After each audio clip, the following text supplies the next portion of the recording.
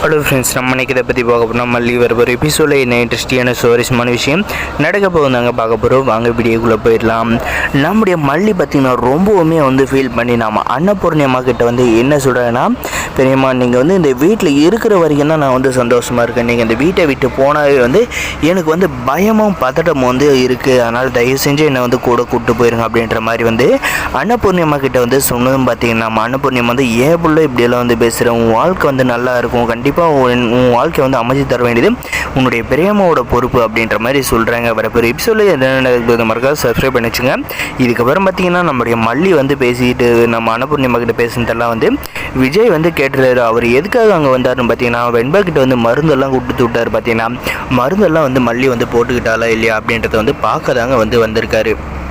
அப்போ நம்முடைய மல்லி சொல்கிறதெல்லாம் கேட்டுட்டு ரொம்பவுமே ஃபீல் பண்ணிவிட்டு ரூமுக்கு போகிறார். ரூமுக்கு போயிட்டு நம்ம மல்லியை எல்லோரும் முன்னாடி அசிங்கப்படுத்திடுறோம் அப்படின்ற மாதிரி யோசிச்சுக்கிட்டு அந்த போலீஸ் உங்களுடைய ஒய்ஃப் கண்டிப்பாக சிலையை திருடல அப்படின்ற மாதிரி சொன்னதை யோசிக்கிறாங்க.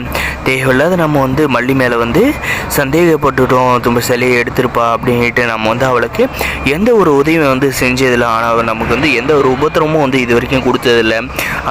எல்லாமே உபத்திரமே சதியால் தான் நடந்துகிட்டே இருக்குது அப்படின்றத நம்ம விஜய்க்கு புரிஞ்சுக்கிறாங்க. இதுக்கு அப்புறம் பார்த்திங்கன்னா நம்முடைய விஜய் மனசு ரொம்பவுமே உள்ளுக்குள்ளே கஷ்டப்படுறாங்க. சரி நம்ம போயிட்டு மல்லி இருக்கிற ரூமுக்கு போவோம் அப்படின்னு சொல்லிட்டு போய் பார்க்குறாங்க. ரூமில் யாரும் இல்லை, நம்ம மல்லி மட்டும் இருக்காங்க, தூங்கிட்டு இருக்காங்க.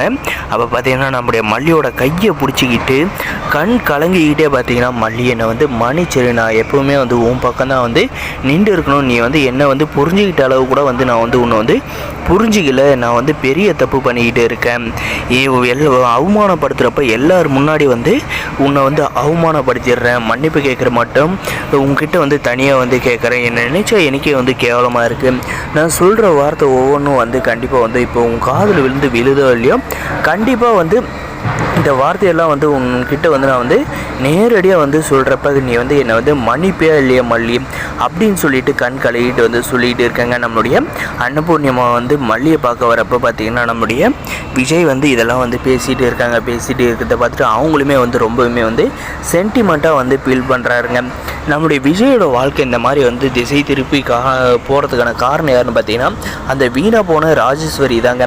அவள் மட்டும் இந்த கதைக்குள்ளே வராது இருந்ததுனா நல்லாயிருக்கும். மீறி இருந்தாலும் அவளை அடித்து வீட்டை விட்டு துரத்தி இருக்கணுங்க. அவள் செஞ்ச தப்புக்கு எல்லாமே நம்மளுடைய மல்லிக்கு தொடர்ந்து கஷ்டத்தை மட்டும்தாங்க கொடுத்துட்டு இருக்கா.